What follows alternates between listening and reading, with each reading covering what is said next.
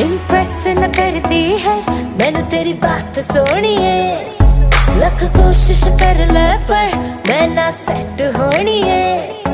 तेरे वसदी ना मैं हूँ, तू कर ट्रस्ट सोहणीए।